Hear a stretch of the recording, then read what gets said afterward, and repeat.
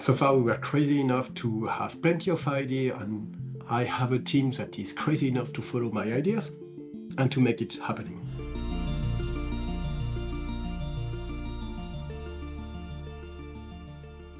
My name is Arnaud Nicolas. I'm the CEO of Lepe, as well as the creative director of the brand. And my name is Christophe Gazarian. I'm the brand manager of Lepe, looking after the commercial activities.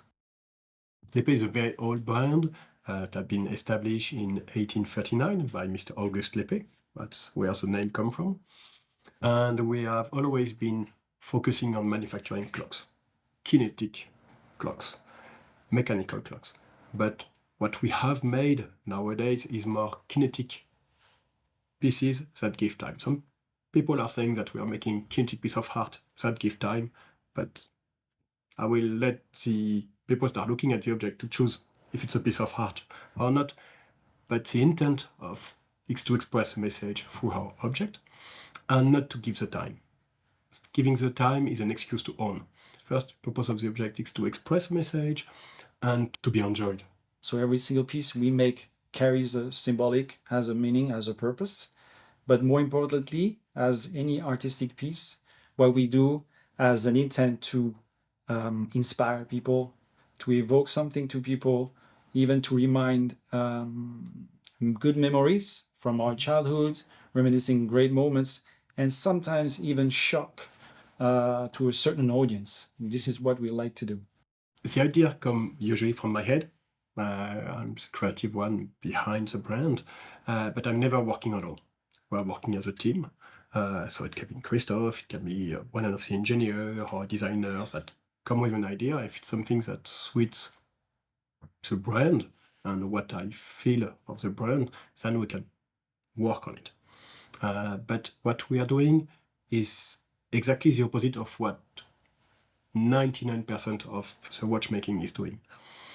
What common brands are doing is manufacturing first a movement, designing it when it's perfectly made, then they call up the designer to build up around a case, and then they call up the marketing to build up a story. What we are doing at Lepe is the exact opposite. We start with the concept, with the idea. We build a story, and from the story, we manufacture the object against the story. And we never manufacture a movement and a housing. We manufacture both together in order to be able to have form and function mixed inside the object. That's why when you take, for example, the car, you take out the body, you have a movement in the shape of a car. We mixed some of the function of the real car to watchmaking. What we have done is for the 175th anniversary, we have launched a new line, which is a design line. And what we have added compared to in the past is we have added art with watchmaking. Whereas in the past, the idea of a clock was to give time or to wake up in the morning. Whereas, as I was saying at the beginning, nowadays it's an excuse to own. So it's more the beautiful object first. But in order to be able to make a beautiful object, you have to master every step of the production process. The design, the engineering, and the craftsmanship. And of course, to avoid any concession. I think it's all about also the freedom of creativity, making no compromise at every single stage of the creation. And it allows our brand to stay creative and always surprise our followers, our audience. That's why they're never really expecting what we're going to introduce or what we're making. So this is remarkable. Yeah. And more importantly, we never repeat the same thing twice. Every single time it's one unique projects. And when it's manufactured, we move on to something different, new, to always bring something fresh, of course, but challenge ourselves to reach another level. Lepe started with clocks, manufacturing traditional carriage clocks. So in the very beginning, the very first portable timepieces you could carry. So Lepe really started with this kind of collections. Then with Arnaud's works and ideas, he decided to really modernize and give another purpose, bringing first a new fresh in terms of design and style with something more contemporary. to move to what we call now, from this new collection, this new line, the creative art line, which are halfway between kinetic three-dimensional sculptures, but also tells time, which means it's a completely different object without without forgetting what the brand has done in regards of watchmaking with the same know-how, within the same traditional craftsmanship, but with something completely different. So really kinetic arts, mixing, of course, horology, watchmaking, and tremendous designs. Something that can appear as being a detail at the beginning, at the end, makes a full difference. A small detail like, for example, on the car, we went to historical racing track, measure the deformation of a tire, because I didn't want the object to look like a toy. I wanted to look like a real car, in the shape of a real clock, in the shape of a real car. And the tire is a very key point for that, because a toy tire remains always round, whereas on a real car it flattens at the contact point with the ground. So we wanted to have the same element inside the car. It's something that nobody sees at the first blink of an eye.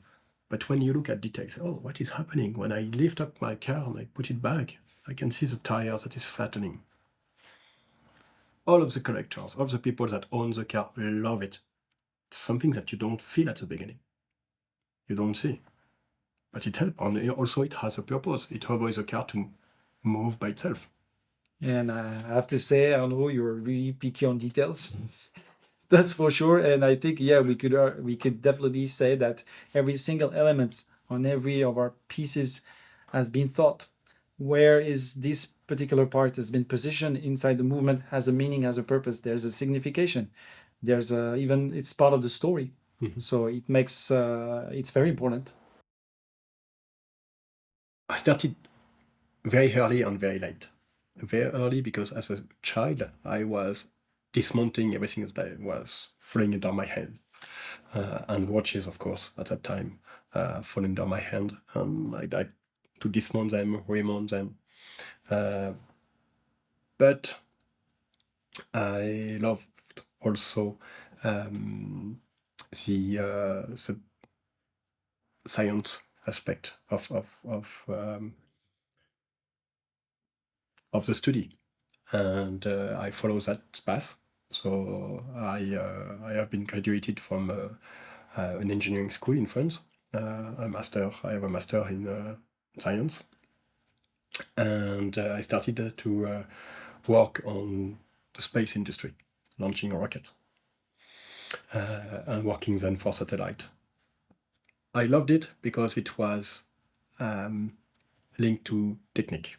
It was very technical, but I missed the artistical part of it, which was also a second part of what I loved in life.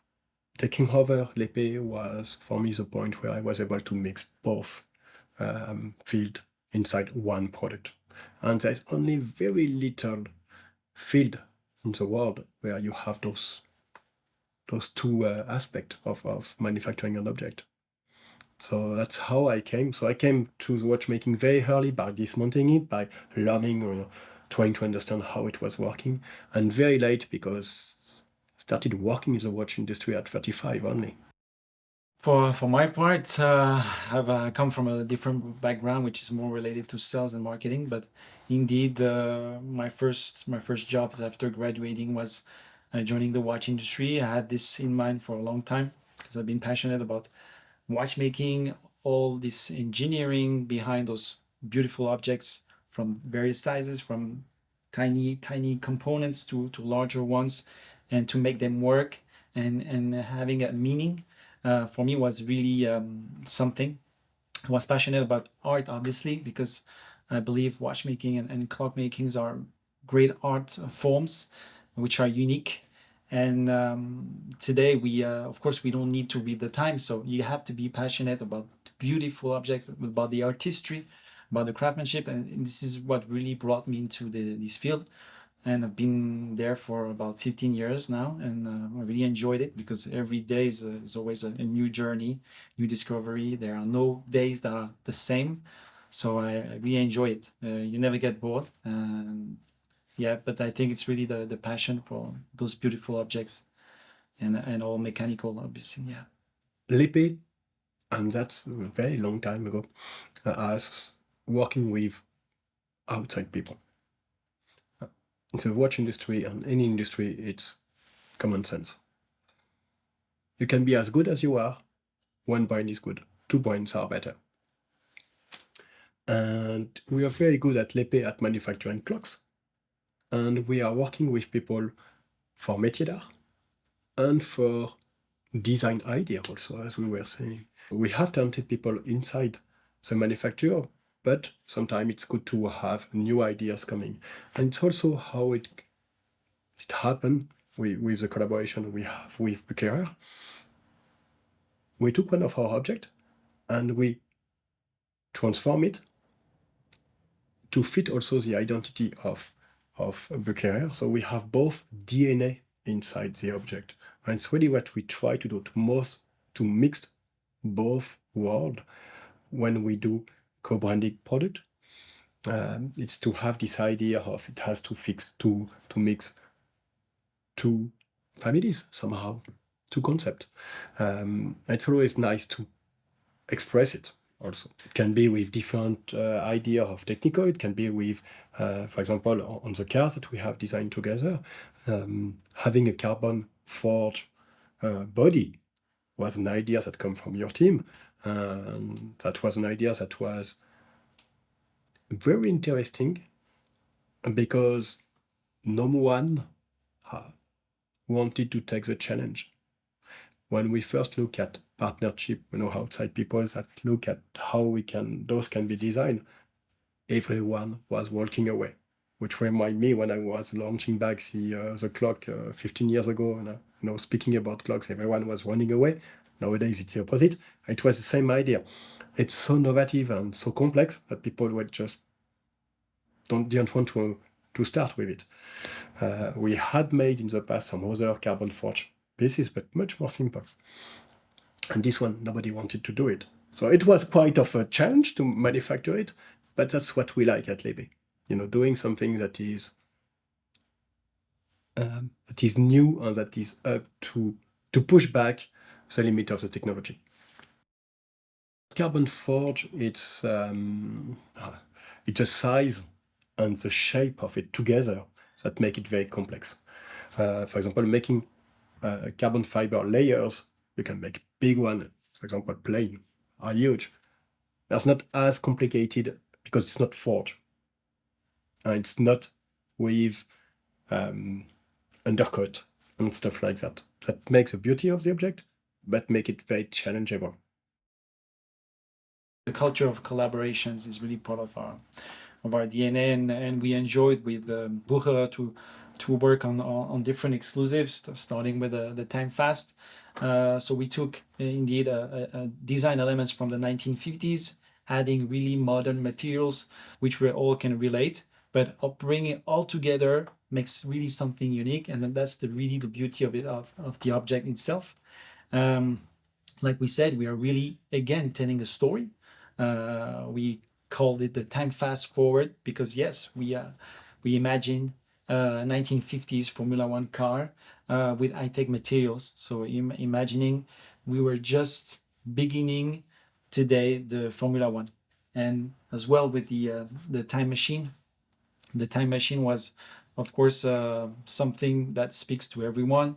We took some inspiration from the pop culture, which is something we really like, and the idea of travel in time has always been one of our fantasies for us who loves anything about science fiction, but also like science fiction movies, comics, and all that. And we really enjoyed ourselves making a custom piece, time machine, while adding as well the DNA of Bucherer, which is also embedded to watchmaking, clockmaking. I think we shared a lot in common in that way. And this particular piece really it's the fusion of our both worlds, and we're quite proud of the results. What we are trying to do is we try to make piece of art. Pieces of art is not for everyone. So our pieces is not for everyone. It's not for the common man to own. It's for people that are seeking for something exclusive, for something that is luxury, but also that speak to his mind.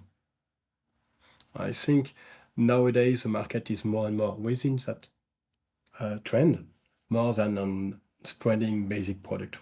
For us, decoration is always a long step, but a very important step. It's not detailed for us because the product, the alternance between the polishing, the satin finish, sometimes it can be also Côte de Genève or pearls. It has to bring the product alive, and it brings it alive when the light sparkle on it, not on a steady way. So it's very important how nicely finished every pieces are made, but also it's the alternance between a satin part, a polish part, a small line, how dense is a line, that everything makes the product looking beautiful, but looking like it's alive, like the light is sparkling on it, and that's something is happening. That's grabs the eyes. That's also why within our product you have always moving parts, because moving parts that sparkle catch your eyes.